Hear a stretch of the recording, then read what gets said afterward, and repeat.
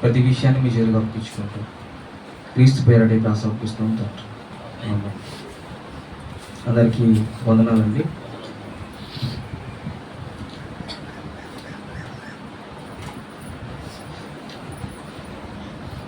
రోజు ఒక విషయాన్ని ఆలోచిద్దాం. దేవుడు ప్రతి విషయంలో మనకు ఏర్పాటు చేయబడిన సమయాన్ని బట్టి, దేవుడు మనకు ఏర్పాటు చేయబడిన విధులను బట్టి మనల్ని ఏర్పాటు చేసుకుంటూ ముందు నడిపిస్తూ ఉన్నాను. దాన్ని బట్టి వందనాలు చెల్లిస్తూ ఉన్నాను.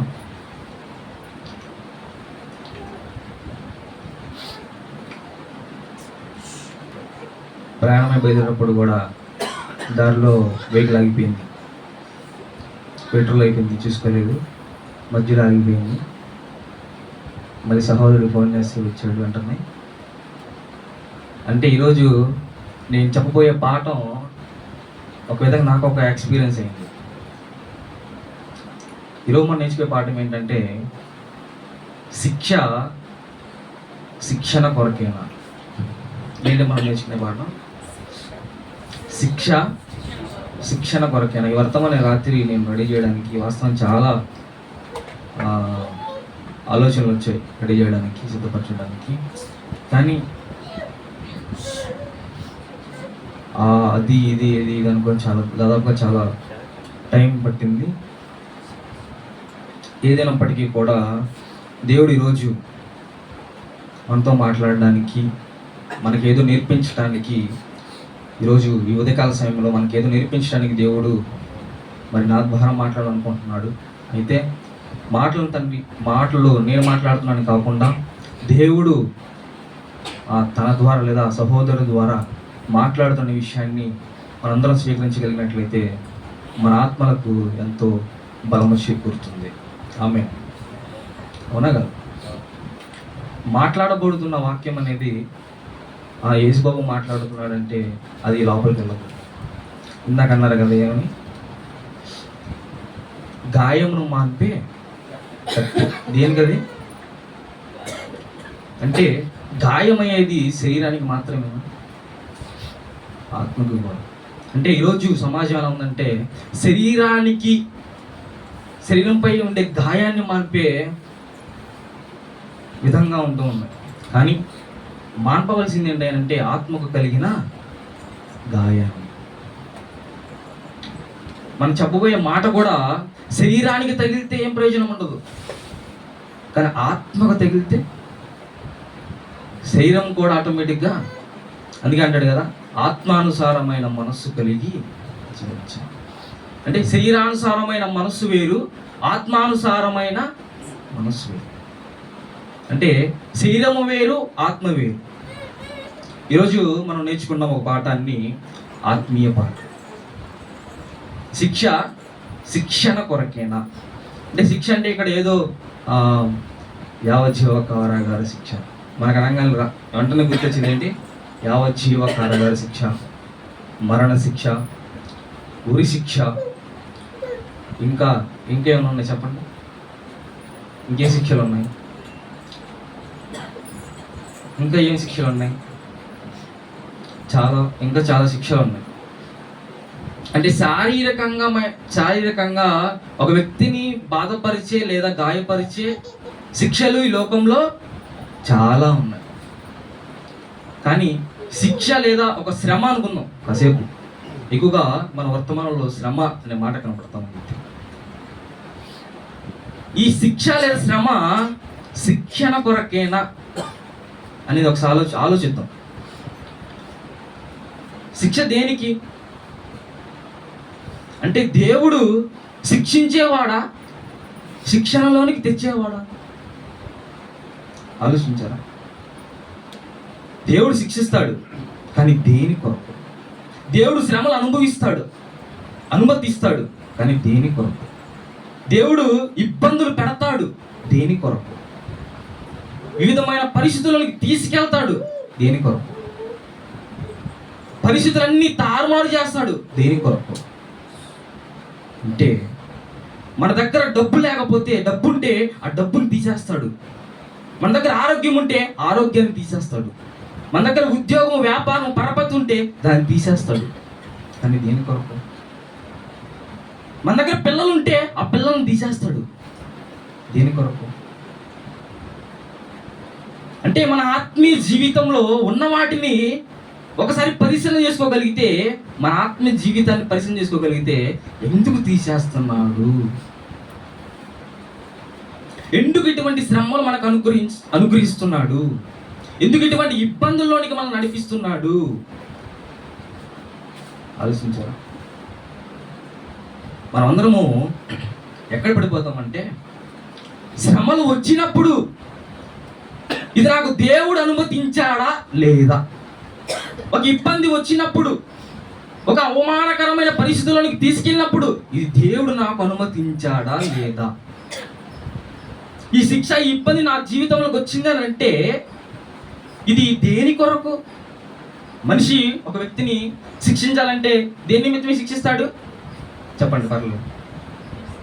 దేవుడు ఒక వ్యక్తిని ఇబ్బంది పెట్టాలంటే ఏ విషయమై ఇబ్బంది పెడతాడు? మానవ రీతి ఆలోచిద్దాం. ఏ రీతికి ఇబ్బంది పెడతాడంటే ఏమంటారు దాన్ని?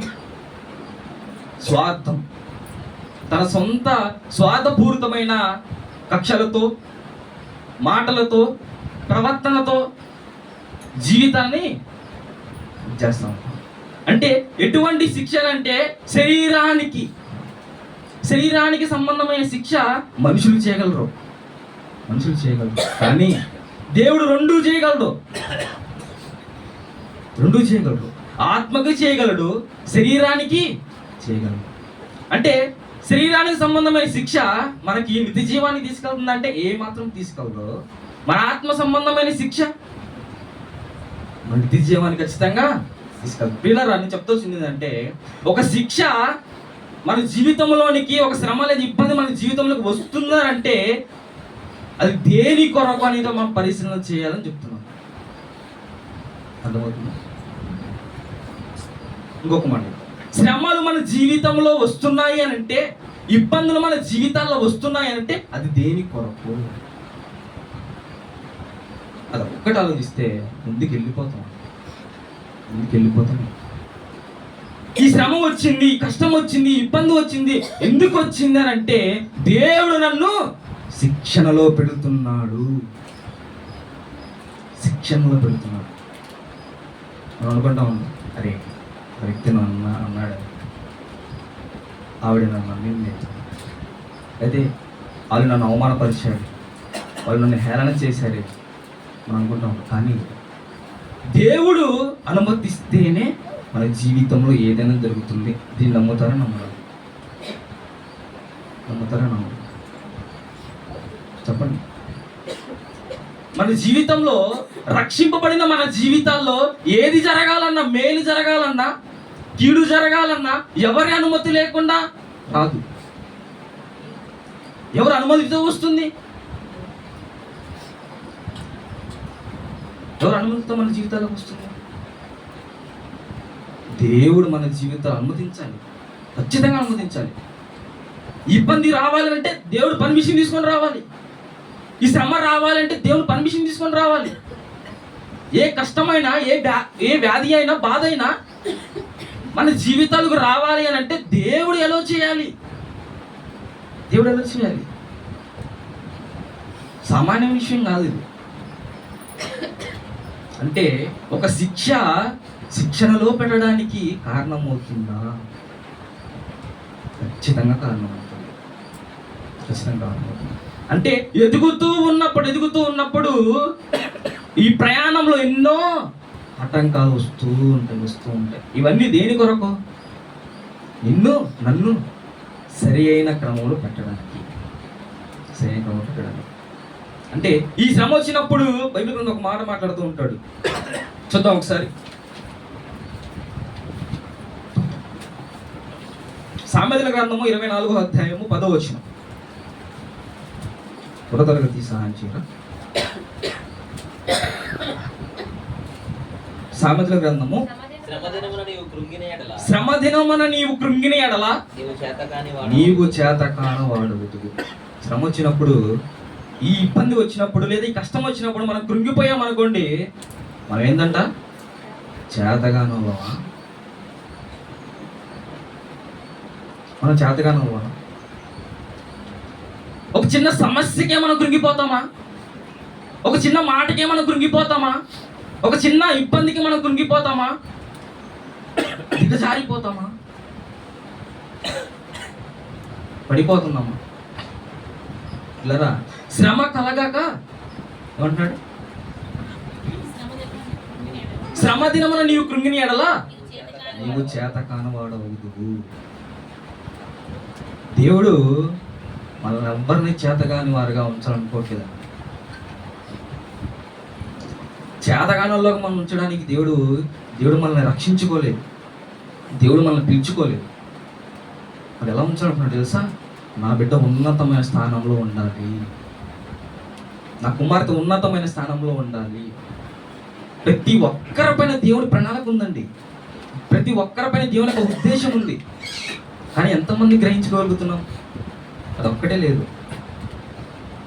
ఇబ్బంది వస్తుంది అని అంటే, శ్రమ వస్తుంది అని అంటే నా శిక్షణ కొరకే, నన్ను సరి చేయడానికే, నన్ను మలచడానికే మనం ఎందుకు తీసుకెళ్ళకపోతున్నాం?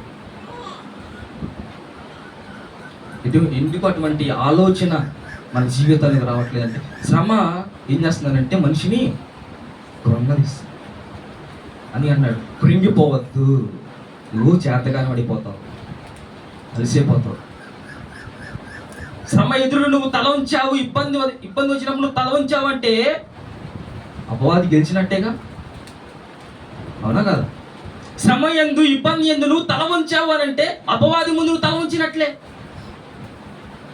కానీ తల ఎత్తుకొని నిలబడ్డావనంటే, తప్పు చేసినవాడు తల ఉంచుకుంటాడు, తప్పు చేయనివాడు తల ఎత్తుకొని నిలబడతాడు, తల ఎత్తుకుని ఉంటాడు. పిల్లరా, మన జీవితాల్లో దేవుడు చేతగాని వారుగా ఉండడానికి ఎన్నుకోలేదు. మరి ఎందుకు ఎన్నుకున్నాడు? ఒక ఆయన చెప్పాడంట, శ్రమ వచ్చినప్పుడు ఇప్పుడు శ్రమ వచ్చింది, హేళన చేస్తారు, అవమానపరుస్తారు. అయితే దేవుడే చెప్తున్నాడుగా, యోహాను సువార్త 16వ అధ్యాయము, యోహాను సువార్త 16వ అధ్యాయము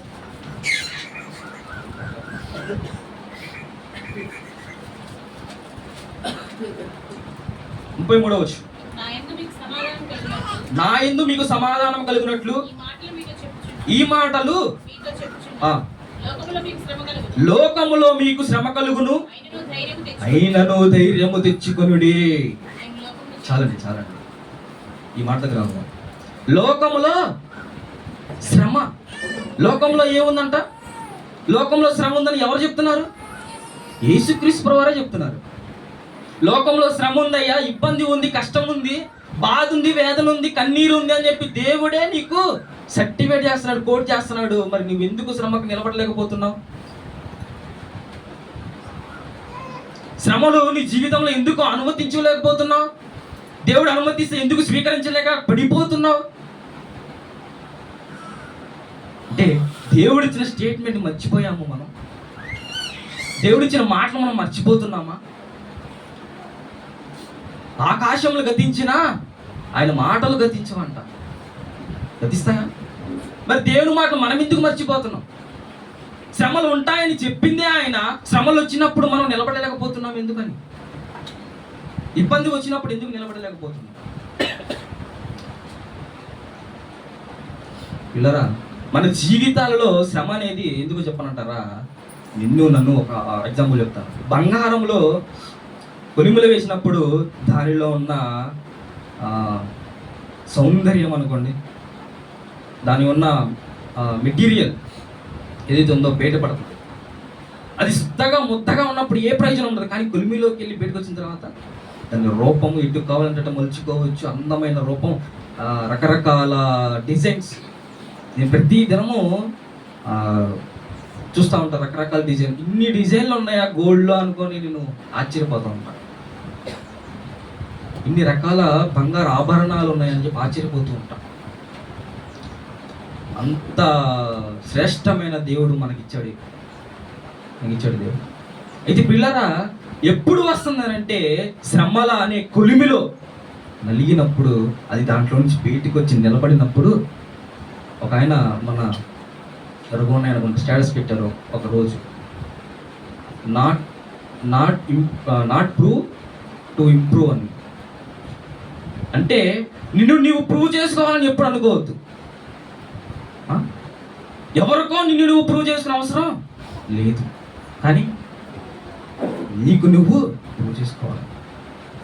అంటే ఎదుటి నువ్వు ప్రూవ్ చేసుకునే అవసరము ఏమాత్రం కూడా అవసరం లేదు. కానీ అంటే మనకే మనము శ్రమలలో, అరే ఇప్పుడు శ్రమ వచ్చింది కదా చూపిస్తాను నేను అంటారన్నమాట. ఇబ్బంది వచ్చినప్పుడు వస్తున్నాయి, చూస్తున్నా నాకు టైం వచ్చింది. సాధారణంగా మనం వాడుక భాషలో వాడే మాటలు అంటూ ఉంటారు. అయితే ఎవరికో మనం చూపించాల్సిన అవసరము శ్రమ వచ్చినప్పుడు అవసరం లేదు. కానీ నీకు నువ్వేంటో ఇంప్రూవ్ చేసుకోగలిగితే, ఇంప్రూవ్ అంటే నీకు నువ్వుగా వృద్ధి చేసుకోవాలి. ఎవరికో నిన్ను నువ్వు నిరూపించుకునే అవసరం లేదు. కానీ నీకు నీవుగా వృద్ధి చేసుకోగలిగినట్లయితే ఖచ్చితంగా నిలబడి చూపించగలుగుతాం. పిల్లరా, అంటే దావీదు గారు చెప్పినట్లుగా, లేదా సువార్తలో యోహాను గారు చెప్పినట్టుగా మనకు అర్థమవుతున్న విషయాలు ఏంటి? శ్రమలు అనేవి దేవుడు మన జీవితంలోకి అనుమతిస్తున్నాడు. కానీ స్వీకరించే స్థితిలో లేదా అంగీకరించే స్థితిలో ఉండగలుగుతున్నామా? మరొక వచనం చూద్దాం. సామెతల గ్రంథము 17వ అధ్యాయము 5వ వచనము. సామెతల గ్రంథము 17వ అధ్యాయము 5వ వచనం. బీదలను విక్రించువాడు వారి సృష్టికర్తను నిందించువాడు. ఎవరిని? సృష్టికర్తని అంటే బీదలని విక్రించేవాడు సృష్టికర్తను నిందించువాడా? కొంతమంది హేళన చేస్తూ ఉంటారు. అక్కడ బీదలను ఉంది, అది బీదల ప్లేస్లో ఏదైనా పెట్టుకోండి. ఇంకా కింద వచ్చిన చదవన్నా, దాని కింద వచ్చింది. ఆపదను చూసి సంతోషించువాడు నిర్దోషిగా ఎంచబడడు. అంటే శ్రమ వచ్చినప్పుడు, ఇబ్బంది వచ్చినప్పుడు, కష్టం వచ్చినప్పుడు ఎవరైతే నిన్ను చూసి హేళన చేస్తారో, ఎవరైతే నిన్ను చూసి అవమానపరిచి సంతోషిస్తారో వారంట దోషులంట. దోషులు ఎవరి దృష్టిలో తెలుసా? దేవుని దృష్టిలోకి. డబ్బు లేదని, ఆరోగ్యం లేదని, సంపద లేదని, ఉద్యోగం లేదని, లేదా ఏదైనా లేదని నిన్ను ఎవరైనా హేళన చేస్తున్నారా? అవమానపరుస్తున్నారా? నీ పరిస్థితి చూసి హేళన చేస్తున్నారా? అయితే వాళ్ళందరూ ఎవరో తెలుసా? దోషులు. దేవుని దృష్టిలో వారందరూ ఎవరంటే దోషులు. పిల్లరా, ఈరోజు శ్రమ వచ్చినప్పుడు మన జీవితాల్లో ఇబ్బంది వచ్చినప్పుడు మనం చేయాల్సిన విషయం ఏంటో తెలుసా? కొంచెం చూసుకుందాం. కీర్తనల గ్రంథము 119వ అధ్యాయము 67వ వచనం.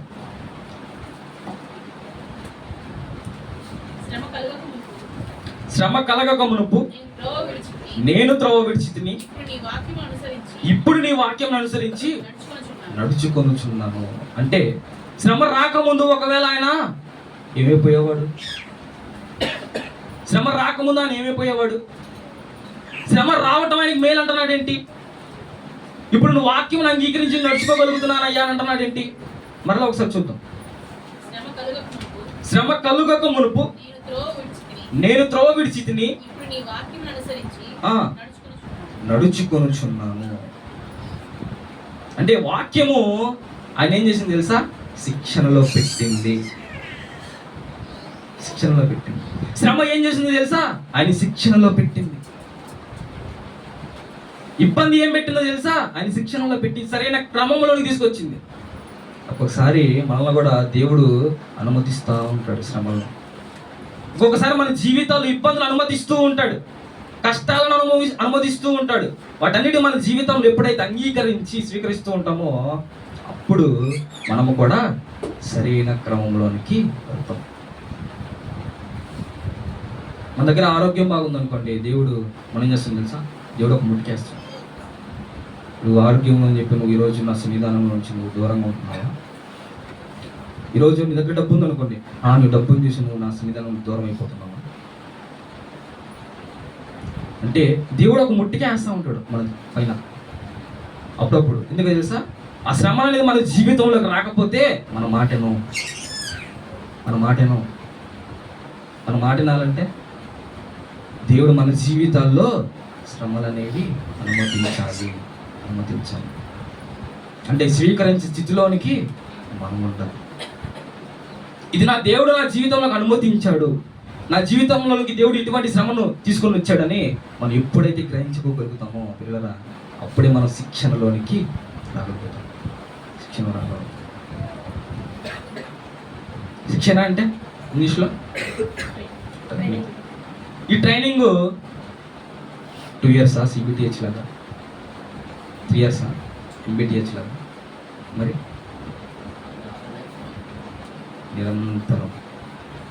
నిరంతరం అంట మా సేవకులు కానీ ఈ బైబిల్ క్లాస్ చెప్పే వాళ్ళు కానీ ఏమంటారంటే, నిరంతరము నిత్య విద్యార్థులము మేము ఉంటాం. Students we are all students. మనందరం ఎవరు? విద్యార్థులమే. జ్ఞానాన్ని అభ్యసిస్తున్న వారమే. అంటే శిక్షణలోనికి రావాలి అని దేవుడు కొన్నిటిని నీ జీవితంలోనికి పంపిస్తూ ఉన్నాడు. కొన్ని నీ జీవితం పంపిస్తున్నాడు. అయితే గ్రహించుకోగలిగే స్థితిలో మనం ఉంటున్నామా లేదా? మనందరికి తెలిసిన వ్యక్తి ఎవరు? యోబు గారు. శ్రమలు ఆయన జీవితంలోనికి దేవుడు అనుమతించాడా లేదా? అనుమతించిన తప్పుడు ఆయన ఎప్పుడైతే స్వీకరించుకోగలిగాడో, స్వీకరించి ఆ శ్రమల గుండా, ఆ ఇబ్బందుల గుండా వండి ఒకే రోజు పిల్లలు, ఆస్తి, సంపద వీటన్నీ కోల్పోతే ఎంత బాధగా ఉంది చెప్పండి. మనం చదువుకుంటే కానీ నార్మల్గా అనుకుంటున్నాం, కానీ నిజంగా వీటన్ని కోల్పోయి ఆ స్థితిలోకి వెళ్ళిపోతే ఎంత దుఃఖం కలిగింది చెప్పండి. అయ్యా 1 లక్ష అంటారు, అయ్యా నీ పొలం పోయింది, అయ్యా నీ ఒడ్లు పోయినాయి అంటారు. ఇంకొకరు చెప్తారు, అయ్యా నీ పిల్లలు చనిపోయారు అయ్యా అంటారు. ఇంకొకరు వచ్చి అయ్యా ఈ పశువులు చనిపోయా. ఒక్కొక్కరు వస్తున్నారు చెప్తున్నారు. ఎంత బాధ వేసి ఉంటుంది యోగు గారికి. కానీ ఏ రోజు కూడా దేవా ఎందుకు ఈ శ్రమను నా జీవితంలో తీసుకొచ్చామని ఏ రోజు కూడా దేవుడిని దూషించలేదు.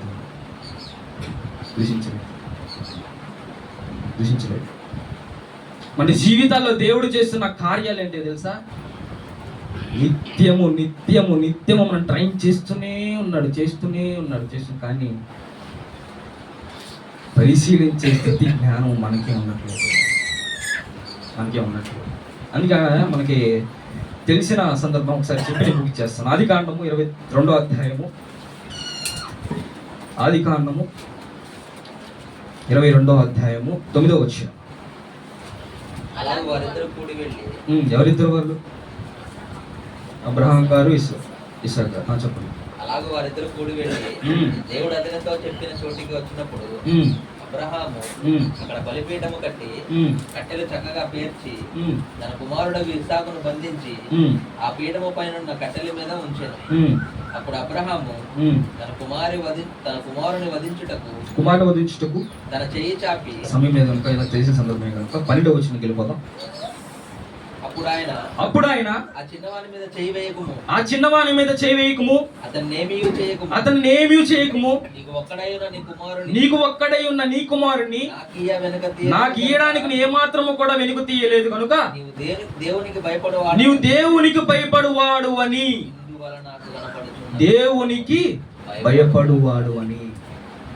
అబ్రహాం గారు లేక పుట్టిన కుమారుడిడానికి కూడా వెనక తీయలేదు అని అంటే అండి, ఒక విషయం చెప్పండి. శ్రమ వచ్చినప్పుడు, ఇబ్బంది వచ్చినప్పుడు ఆయన దేవా లేక ఇచ్చావు కుమారుడిని, లేక ఇచ్చావు కుమారుడిని, మరలా నువ్వే అడుగుతున్నావా? ఎన్ని సంవత్సరాలకు ఇచ్చాడు? 100 సంవత్సరాలు. 100 సంవత్సరాలకు కుమారుని ఇస్తే ఆ కుమారుడు పట్ల అబ్రహాం గారు ఎంత ప్రేమ పెంచుకొని ఉంటాడు. ఆ ప్రేమను కూడా వెనక తీయకుండా దేవునికి భయపడి దేవునికి ఇచ్చేద్దామని డిసైడ్ అయ్యాడు. ఇంత గొప్ప శిక్ష, ఇంతకన్నా శిక్ష అబ్రహాం గారికి నాకు తెలిసి ఉండదేమో. 100 సంవత్సరాల తర్వాత తన కుమారుని కూడా దేవునికి ఇవ్వాలి అని అంటే వెనక తీయకుండా ఇచ్చాడంటే ఇది ఆ తండ్రికి ఇంతకన్నా గొప్ప శిక్ష మరొకటి ఉంటుందా? ఇంతకన్నా గొప్ప శ్రమ మరొకటి ఉంటుందా? ఇబ్బంది ఇంకోటి ఉంటుందా చెప్పండి? అని అబ్రహాం గారు ఆ శిక్షలో శిక్షణుడై వెళ్ళాడు. ఆ శిక్షలో శిక్షణుడు వెళ్ళాడు. అటువంటి దాన్ని దేవుడు స్వీకరించాడు. నేను ఇస్తానయ్యా, నీకు భయపడి నేను ఇస్తున్నా, నా కుమారుని నీకు వధిస్తున్నా అని చెప్పి ఎప్పుడైతే ఆ కత్తి చాపల ఉంచాడో వెంటనే ప్రభుదూత ప్రత్యక్షమై ఆ పొదలో ఉన్న ఆ గొర్రె పిల్లని తీసుకొని వచ్చి దాన్ని ఏమన్నాడు? తెలియమన్నాడు. అంటే కన్న కుమారుని కంటే ఇంత గొప్ప శిక్ష అబ్రహాం గారికి ఉండలేకపోవచ్చు. కానీ అబ్రహాం గారు నేర్చుకునేది ఏంటో తెలుసా? ఆరి జీవితంలో మనం నేర్చుకోవాల్సిన విషయం తెలుసా? ఆ శిక్షలో కూడా, అటువంటి ఇబ్బందుల్లో కూడా ఆయన దేవునికి భయపడి అంగీకరణకి ఏమంటారు అనుమతించి దేవునికి భయపడ్డాడు. దేవునికి భయపడి దేవునికి మహిమకరంగా పని చేయగలిగాడు. అందుకే అబ్రహాం గారు విశ్వాసులకు తండ్రి అయ్యాడు. మన జీవితాల్లో కూడా దేవుడు మన ఉన్నతమైన స్థానంలోకి తీసుకెళ్ళాలంటే కొన్ని పరీక్షలు పెడతా ఉంటారు. ఎగ్జామ్స్ కావాలంటే మనకు తెలుసు. ఎగ్జామ్స్ ఎందుకు పెడతారు? మీ యొక్క టాలెంట్ ఏంటో బయట పెట్టడానికి. అంటే శ్రమలు మన జీవితంలోకి వచ్చినప్పుడు, ఇబ్బందులు మన జీవితంలోకి వచ్చినప్పుడు ఇది నా జీవితంలో ఏదో నేర్పిస్తుంది. కొన్ని ఇబ్బందులు, కొన్ని పరిస్థితులు చాలా నేర్చుకున్నాను నేనైతే. కొన్ని పరిస్థితులు ఎన్నో నేర్చుకుంటూ ముందుకు వస్తూ ఉన్నా. వయసు చిన్నదే కావచ్చు, కానీ ఎన్నిటినో దేవుడు నేర్పిస్తూనే ఉన్నాడు. తట్టుకుంటున్నా, నిలబడుతూనే ఉన్నా. దేవుని కొరకు నిలబడుతూనే ఉన్నా, ప్రయాసపడుతూనే ఉన్నా. ప్రతి దినము నేను జ్ఞాపకం చేసుకుంటాను. పడుకునే ముందు ఏంటో తెలుసా? మంచి మీద అలా పడుకొని అలా చూస్తామంట. ఒకరోజు నా స్థితి ఏంటి, ఇప్పుడు నా స్థితి ఏంటి? దేవుడు ఇటువంటి శ్రమల గుండా నన్ను నడిపించాడు. అందుకే చెప్పాను కదా 31st నైట్ ఒక పెన్ను పేపర్ తీసుకున్నాను. ఆ 2024లో నేర్చుకున్న పాఠాలు చాలా ఉన్నాయి. అమోఘమైన నన్ను సరిచేయడానికి, నన్ను మలచడానికి అందులోంచి వచ్చిన వర్తమానం ఇది. నేను నేర్చుకున్న పాఠాలే ఈరోజు మీకు నేర్పిస్తున్నా. అంటే మన జీవితాల్లో వచ్చిన శ్రమలు మనల్ని సరిచేయడానికి, శిక్షణలో పెట్టడానికి. ఈ విషయాన్ని మనం గమనించుకోగలిగితే మన జీవితం ముందుకు వెళ్ళిపోతుంది. చివరిగా ఒక మాట చూపించేస్తాను. సామెతల గ్రంథము 3వ అధ్యాయం 11వ వచనం. టైం అయిపోయింది. సామెతల గ్రంథం 3వ అధ్యాయం 11వ వచనం. నా కుమారుడా, యెహోవా శిక్షను తృణీకరింపవద్దు, ఆయన గద్దింపుకు. చూడండి ఎంత చక్కగా చెప్తున్నాడు. శిక్షను తృణీకరించవద్దని చెప్తున్నాడు చూడండి. ఇబ్బందిని తృణీకరించవద్దని చెప్తున్నాడు చూడండి. అంటే శిక్షను తృణీకరిస్తే మన జీవితాల్లో మనం మేలును అనుభవించలేమండి. శిక్షను, అవమానాన్ని లేదా ఇబ్బందికర పరిస్థితిని, శ్రమను మన జీవితంలో అనుమతించకుండా, మనం అంగీకరించకుండా ఉంటే మరి ఎటువంటి మేలును, ఆశీర్వాదం పొందుకోలేం. మరి ఎప్పుడైతే వాటిని అనుమతించి నిలబడి దేవుని కొరకు మనం నిలబడగలుగుతామో ఖచ్చితంగా దేవుడు ఉన్నతమైన స్థానంలోనికి.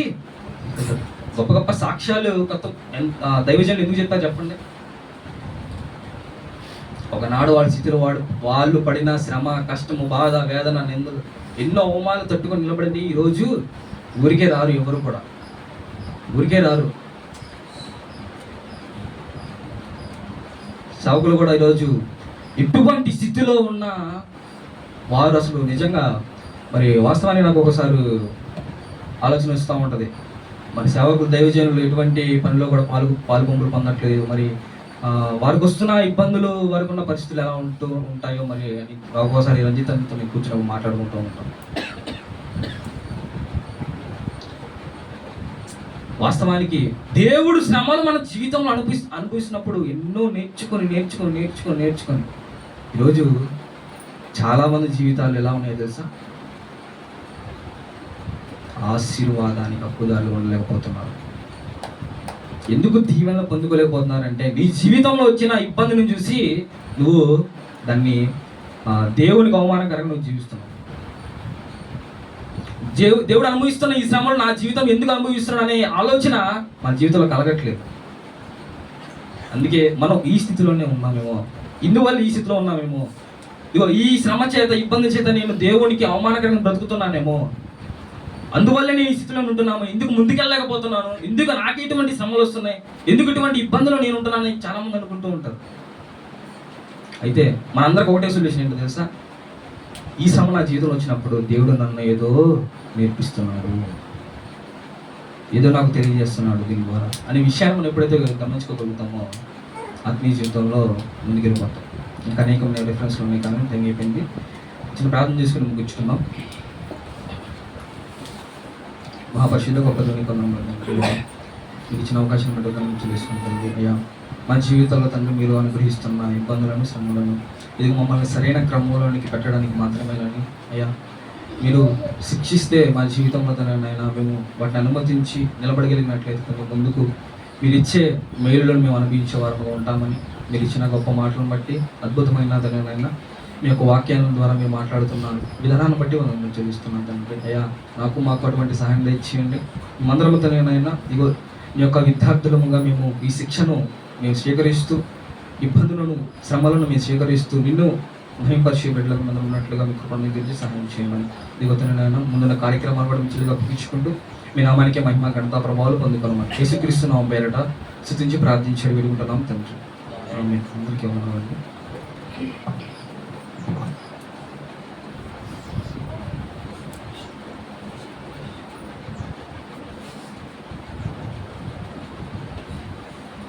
మంచిదండి. ఇప్పటివరకు నా అమూల్యమైన విషయాలు తెలియజేశాను. సహోదరులు బాబు కూడా వందనాలు చెల్లిస్తున్నాను. శ్రమలు అనేవి దేవుడు అనుమతిస్తే మనకు కలుగుతాయి కదా. ఎప్పుడు ఎక్కువగా మనకు శ్రమలు కలుగుతాయంటే మన ఆత్మీయ జీవిత ప్రయాణంలో